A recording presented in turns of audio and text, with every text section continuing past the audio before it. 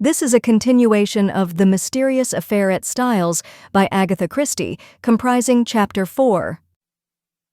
Chapter 4, Poirot Investigates. The house which the Belgians occupied in the village was quite close to the park gates. One could save time by taking a narrow path through the long grass, which cut off the detours of the winding drive. So I, accordingly, went that way. I had nearly reached the lodge when my attention was arrested by the running figure of a man approaching me. It was Mr. Inglethorpe. Where had he been? How did he intend to explain his absence? He accosted me eagerly. "My God, this is terrible! My poor wife! I have only just heard." "Where have you been?" I asked. "Denby kept me late last night. It was 1 o'clock before we'd finished. Then I found that I'd forgotten the latchkey after all.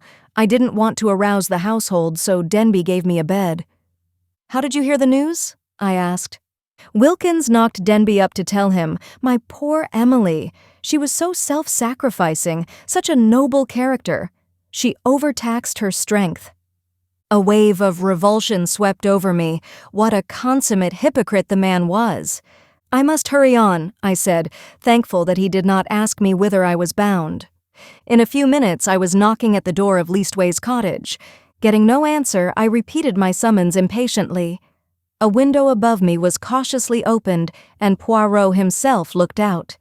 He gave an exclamation of surprise at seeing me. In a few brief words, I explained the tragedy that had occurred and that I wanted his help. "Wait, my friend, I will let you in, and you shall recount to me the affair whilst I dress." In a few moments he had unbarred the door, and I followed him up to his room. There he installed me in a chair, and I related the whole story, keeping back nothing and omitting no circumstance, however insignificant, whilst he himself made a careful and deliberate toilet. I told him of my awakening, of Mrs. Inglethorpe's dying words, of her husband's absence, of the quarrel the day before, of the scrap of conversation between Mary and her mother-in-law that I had overheard, of the former quarrel between Mrs. Inglethorpe and Evelyn Howard, and of the latter's innuendos. I was hardly as clear as I could wish.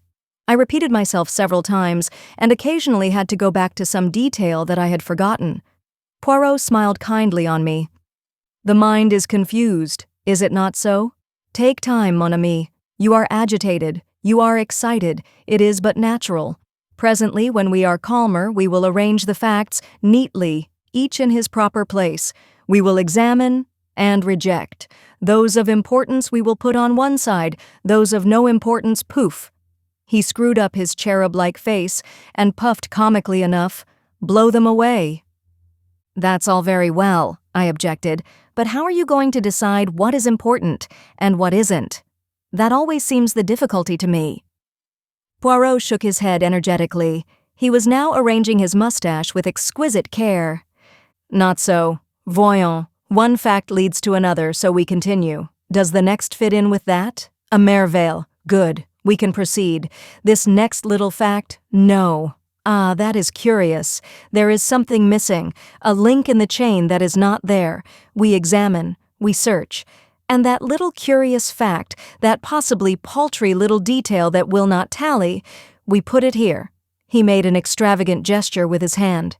"It is significant. It is tremendous." "Yes! Ah!"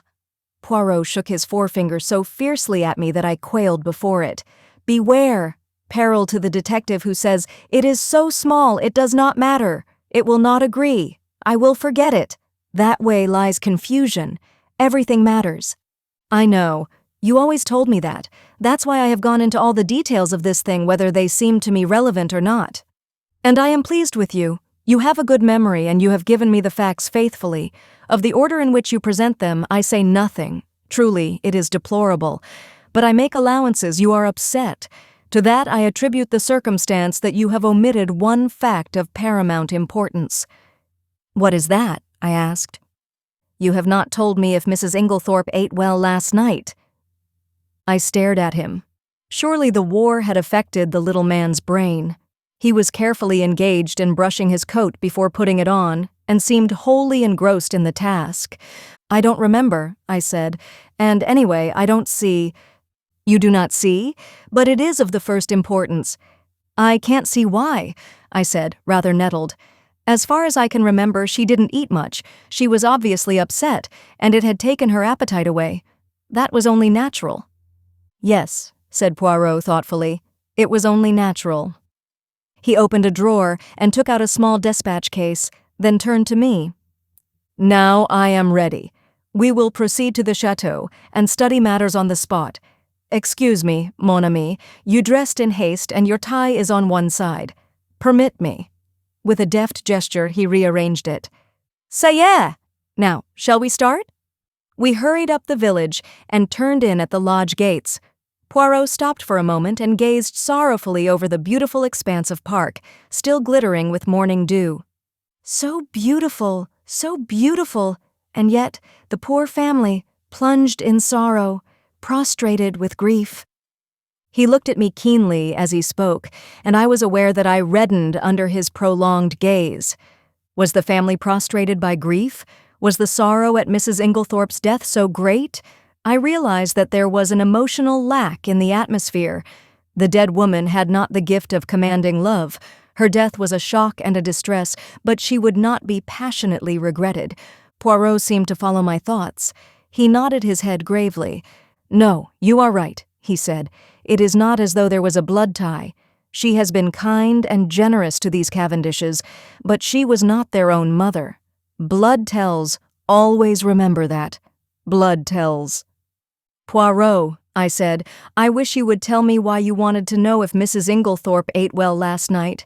I have been turning it over in my mind, but I can't see how it has anything to do with the matter. He was silent for a minute or two as we walked along, but finally he said, I do not mind telling you, though as you know, it is not my habit to explain until the end is reached.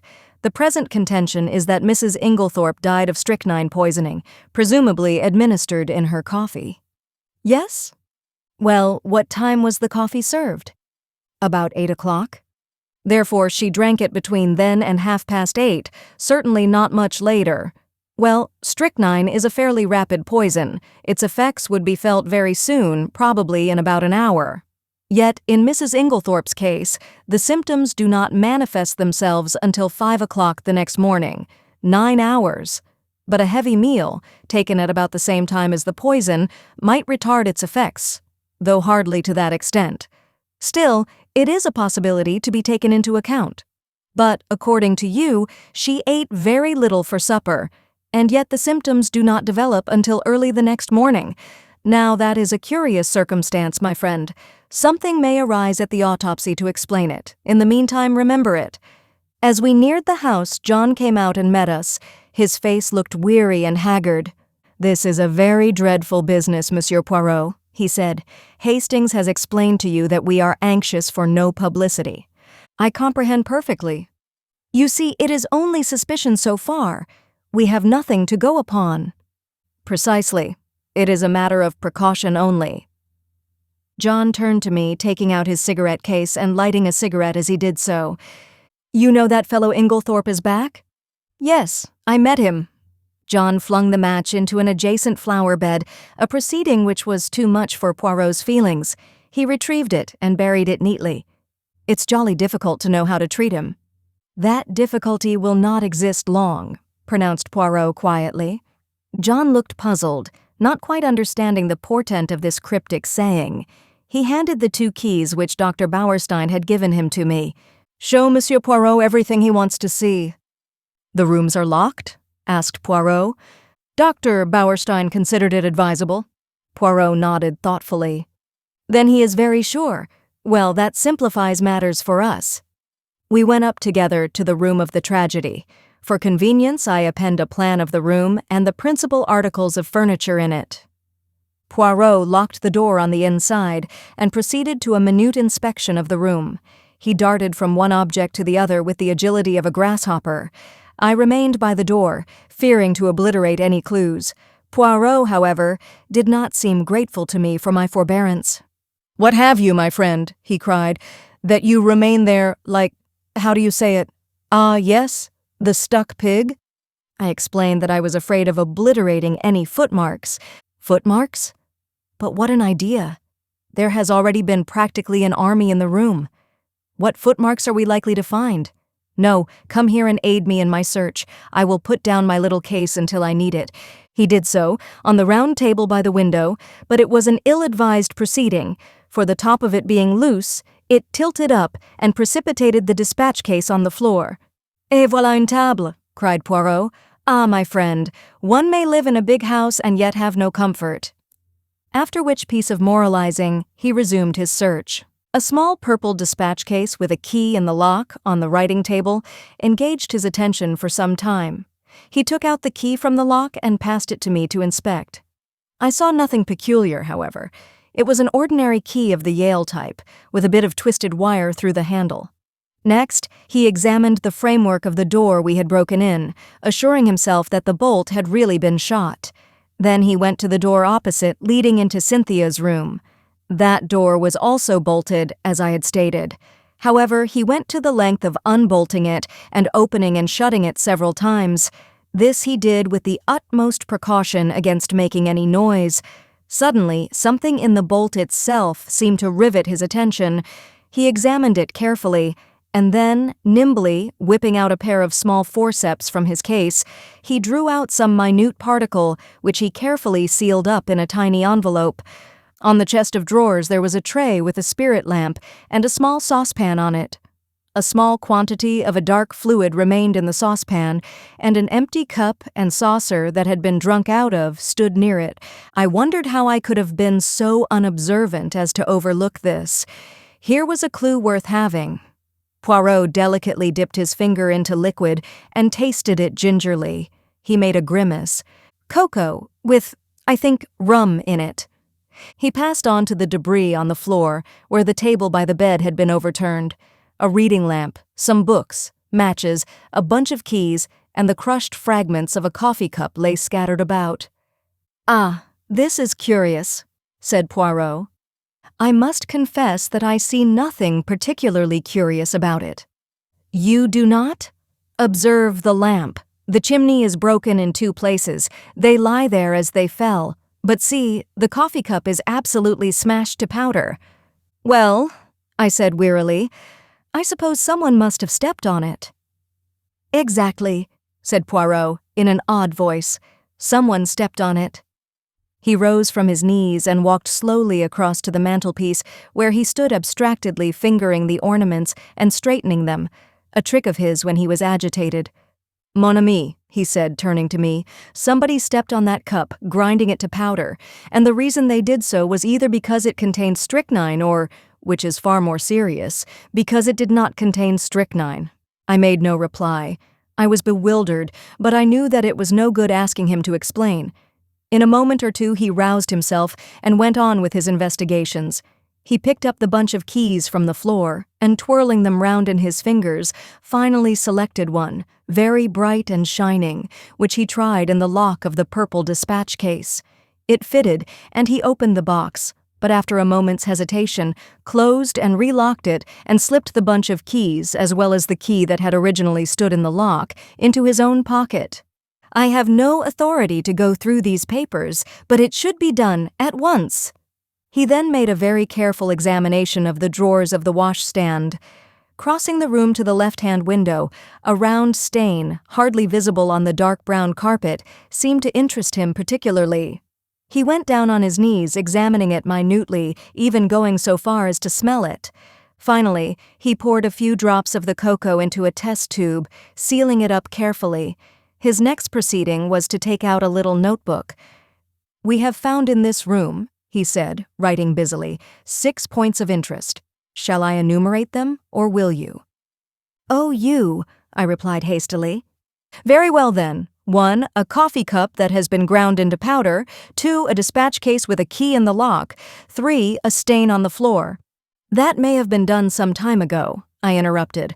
"No, for it is still perceptibly damp and smells of coffee.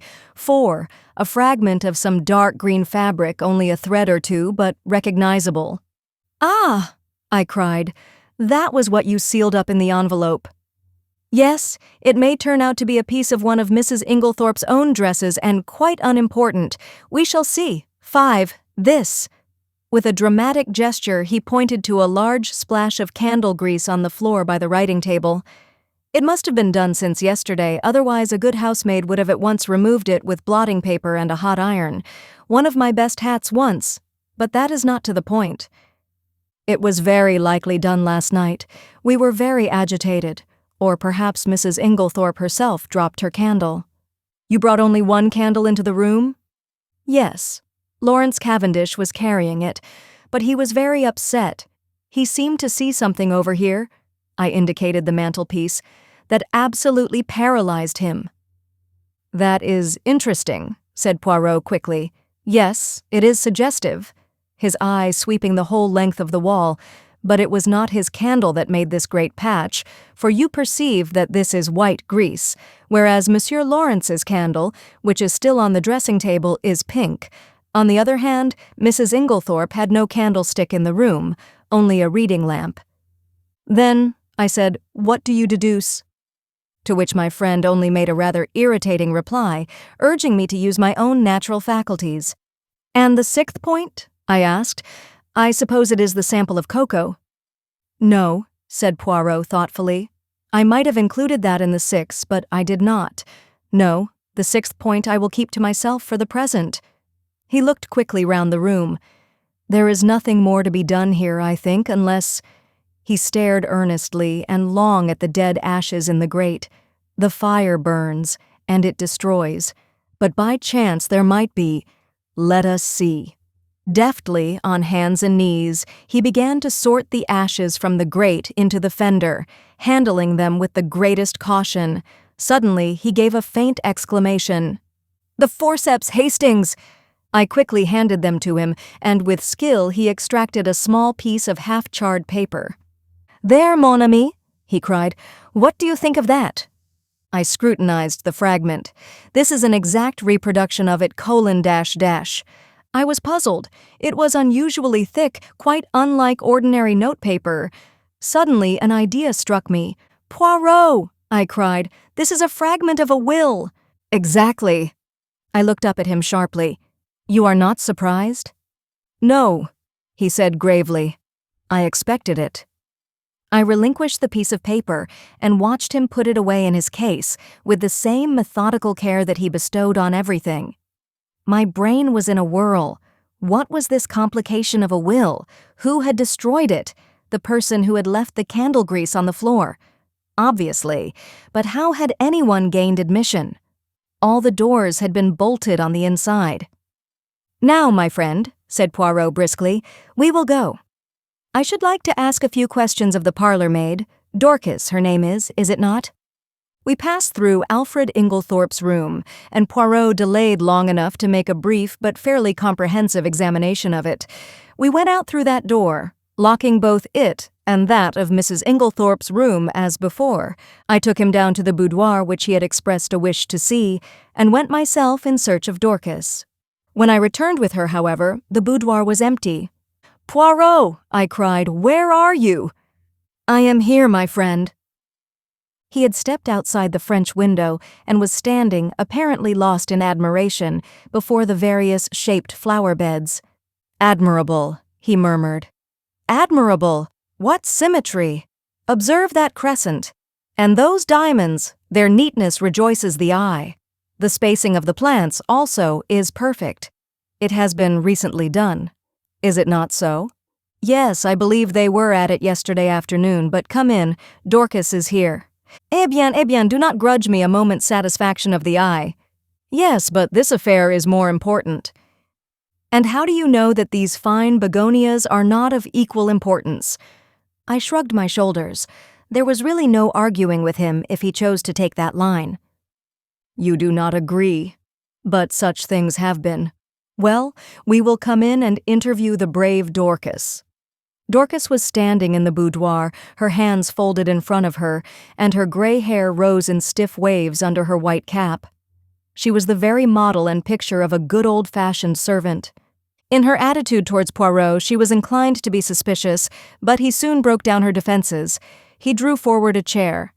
"Pray be seated, mademoiselle." "Thank you, sir. You have been with your mistress many years, is it not so? 10 years, sir?" That is a long time and very faithful service. You were much attached to her, were you not? She was a very good mistress to me, sir. Then you will not object to answering a few questions. I put them to you with Mr. Cavendish's full approval. Oh, certainly, sir. Then I will begin by asking you about the events of yesterday afternoon. Your mistress had a quarrel? Yes, sir, but I don't know that I ought— Dorcas hesitated. Poirot looked at her keenly. My good Dorcas, it is necessary that I should know every detail of that quarrel as fully as possible. Do not think that you are betraying your mistress's secrets. Your mistress lies dead, and it is necessary that we should know all if we are to avenge her. Nothing can bring her back to life, but we do hope, if there has been foul play, to bring the murderer to justice. Amen to that, said Dorcas fiercely. And naming no names, there's one in this house that none of us could ever abide, and an ill day it was when first he darkened the threshold. Poirot waited for her indignation to subside, and then, resuming his businesslike tone, he asked, Now, as to this quarrel, what is the first you heard of it? Well, sir, I happened to be going along the hall outside yesterday. What time was that? I couldn't say exactly, sir, but it wasn't tea time by a long way, perhaps 4 o'clock, or it may have been a bit later. Well, sir, as I said, I happened to be passing along when I heard voices very loud and angry in here. I didn't exactly mean to listen, but, well, there it is. I stopped. The door was shut, but the mistress was speaking very sharp and clear, and I heard what she said quite plainly. You have lied to me and deceived me, she said. I didn't hear what Mr. Inglethorpe replied. He spoke a good bit lower than she did, but she answered, How dare you? I have kept you and clothed you and fed you. You owe everything to me, and this is how you repay me, by bringing disgrace upon our name. Again I didn't hear what he said, but she went on. Nothing that you can say will make any difference. I see my duty clearly. My mind is made up. You need not think that any fear of publicity or scandal between husband and wife will deter me. Then I thought I heard them coming out, so I went off quickly. You are sure it was Mr. Inglethorpe's voice you heard? Oh, yes, sir. Whose else's could it be? Well, what happened next? Later, I came back to the hall, but it was all quiet. At 5 o'clock, Mrs. Inglethorpe rang the bell and told me to bring her a cup of tea, nothing to eat, to the boudoir. She was looking dreadful, so white and upset. Dorcas, she says, I've had a great shock. I'm sorry for that, Mum, I says. You'll feel better after a nice hot cup of tea, Mum. She had something in her hand. I don't know if it was a letter or just a piece of paper, but it had writing on it, and she kept staring at it, almost as if she couldn't believe what was written there. She whispered to herself, as though she had forgotten I was there. These few words, and everything's changed. And then she says to me, Never trust a man, Dorcas, they're not worth it. I hurried off and got her a good, strong cup of tea, and she thanked me and said she'd feel better when she'd drunk it. I don't know what to do, she says. Scandal between husband and wife is a dreadful thing, Dorcas. I'd rather hush it up if I could. Mrs. Cavendish came in just then, so she didn't say any more. She still had the letter or whatever it was in her hand? Yes, sir. What would she be likely to do with it afterwards? Well, I don't know, sir. I expect she would lock it up in that purple case of hers. Is that where she usually kept important papers? Yes, sir. She brought it down with her every morning and took it up every night. When did she lose the key of it? She missed it yesterday at lunchtime, sir, and told me to look carefully for it. She was very much put out about it. But she had a duplicate key? Oh, yes, sir. Dorcas was looking very curiously at him, and to tell the truth, so was I. What was all this about a lost key? Poirot smiled. Never mind, Dorcas. It is my business to know things. Is this the key that was lost? He drew from his pocket the key that he had found in the lock of the dispatch case upstairs. Dorcas's eyes looked as though they would pop out of her head. That's it, sir. Right enough. But where did you find it? I looked everywhere for it. Ah, but you see it was not in the same place yesterday as it was today.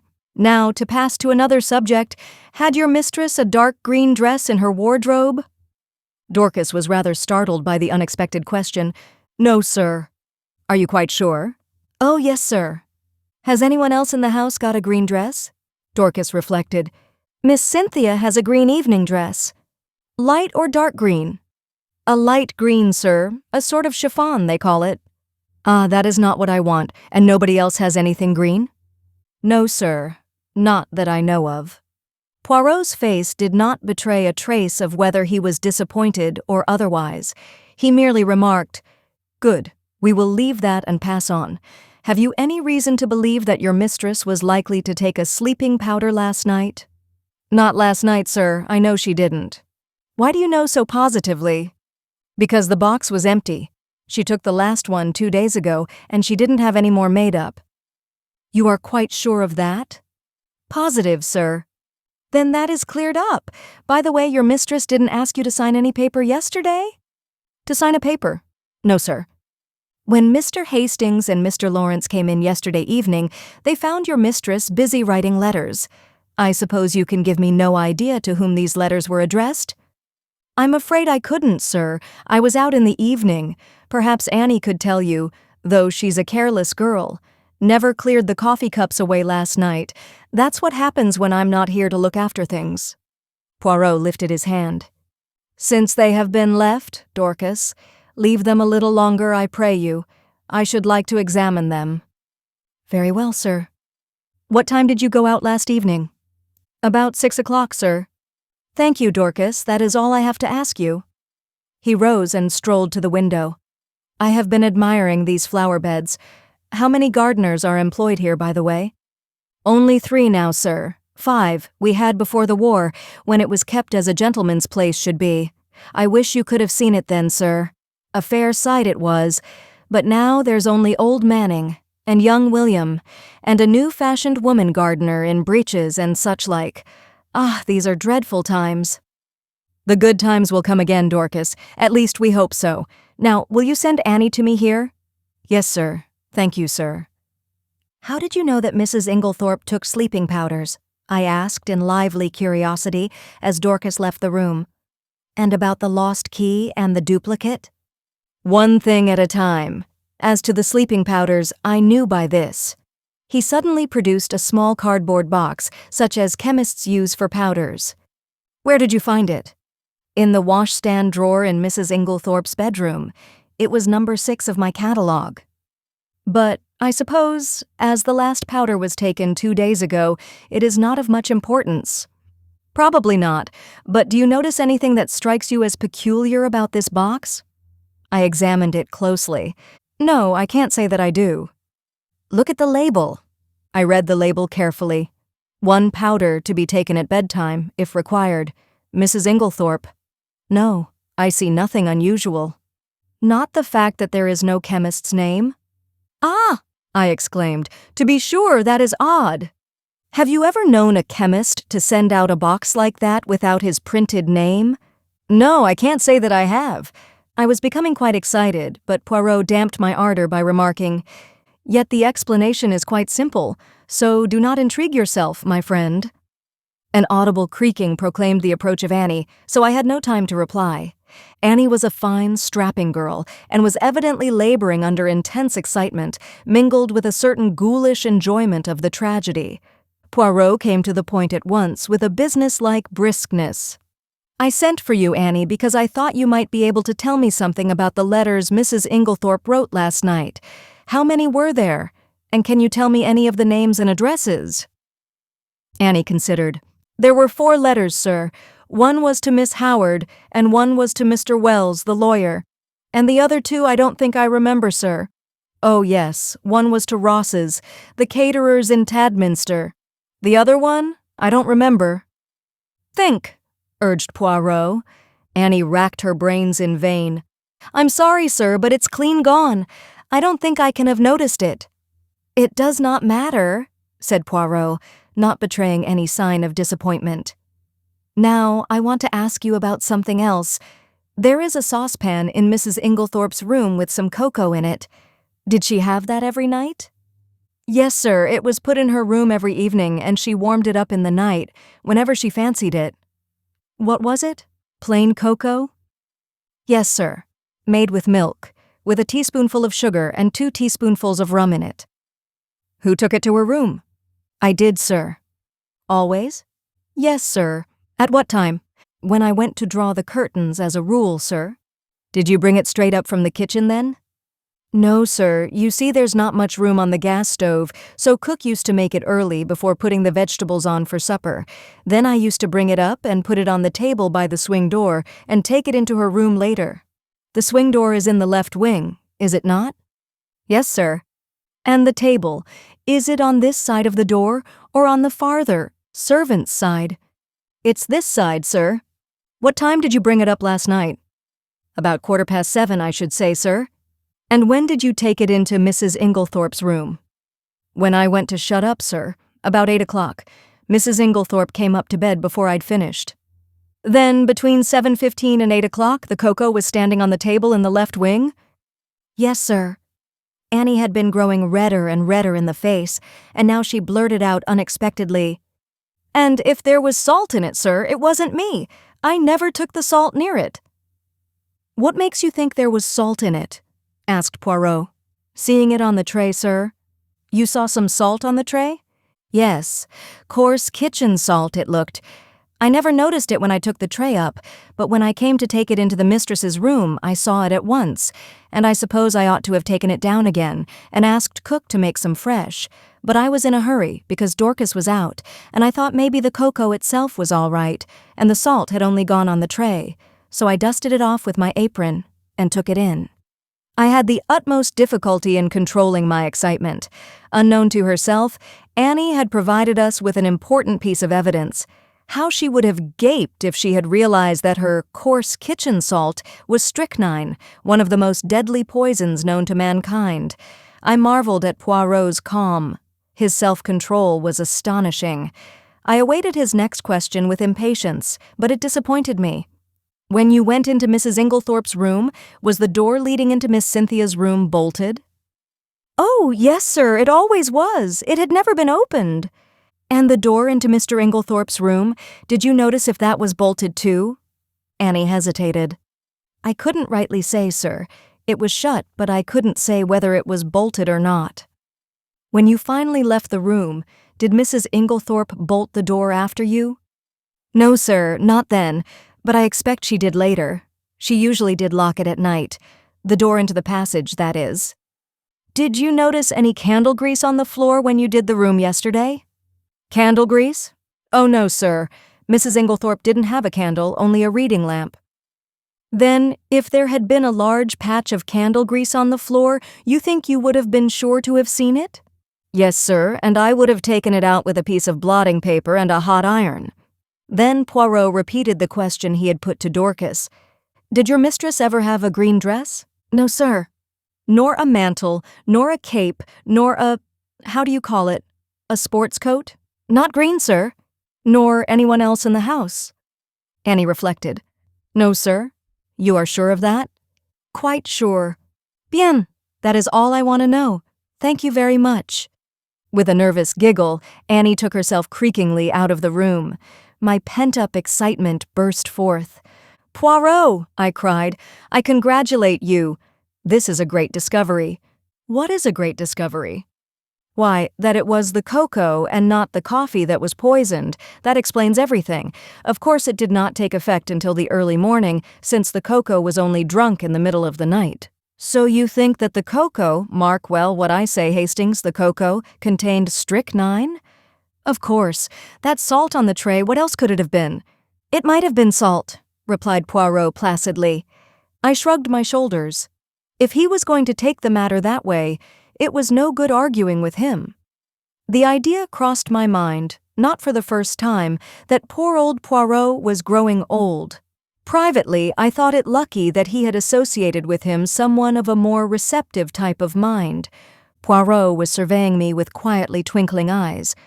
You are not pleased with me, mon ami. My dear Poirot, I said coldly, it is not for me to dictate to you. You have a right to your own opinion, just as I have to mine.